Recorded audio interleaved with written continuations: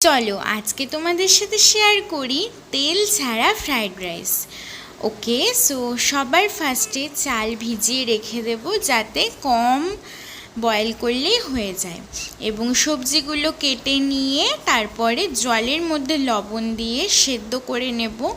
মোটামুটি 60-70% মতোই করে নেব, তার কারণ যেহেতু তেল একদমই কম ইউজ করা হবে, বা কেউ চাইলে তেল ছাড়াও কিন্তু এটা করতে পারে, যাতে ডায়েটের ক্ষেত্রেও সুন্দরভাবে ফলো করতে পারে কেউ। ওকে, এবারে দেখো মোটামুটি 60-70% মতো সেদ্ধ করে জাস্ট 1 ড্রপ অফ তেলে প্রপারভাবে একটু হালকা শ্যালো ফ্রাই করে নিয়েছি। প্রয়োজনে এই টাইমেও লবণ দেওয়া যেতে পারে, বাট ডিপেন্ড করছে কতটা লবণ দিচ্ছি, কিভাবে করছি তার উপরে। ওকে, এরপরে এর মধ্যে সয়াবিনটা আমি সেদ্ধ করে একেবারেই ফ্রাই করে নিয়েছিলাম। তোমরা চাইলে একবারে করতে পারো বা আলাদা আলাদাভাবেও করতে পারো, এটা শর্টকাটও বটে।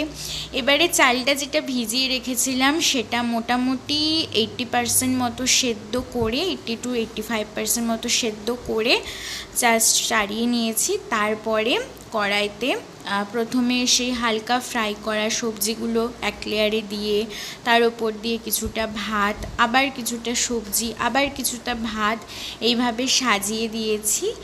এবং তারপরে পুরো লেয়ার ওয়াইজ করে নিয়ে হালকা আঁচ রেখে তার মধ্যে কাজু কিশমিশ রেখে দিয়েছি।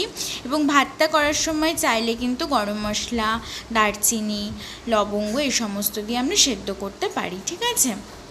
তারপর এগুলো লেয়ার ওয়াইজ করে দিয়ে হালকা আছে এটা হালকা রান্না হতে দেব, মোটামুটি 20% মতো যাতে হয়। এর পরিমাণ মতো এর মধ্যে লবণ, তারপরে জিরে গুঁড়ো, তারপরে গরম মশলা গুঁড়ো, এগুলো দিয়ে ভালোভাবে মিক্স করে নিতে হবে। এবং দেখেই বুঝতে পারছো কতটা হেলদি, তেল একদম নেই প্রায়। ভালো লাগলে চ্যানেলটাকে সাবস্ক্রাইব করো।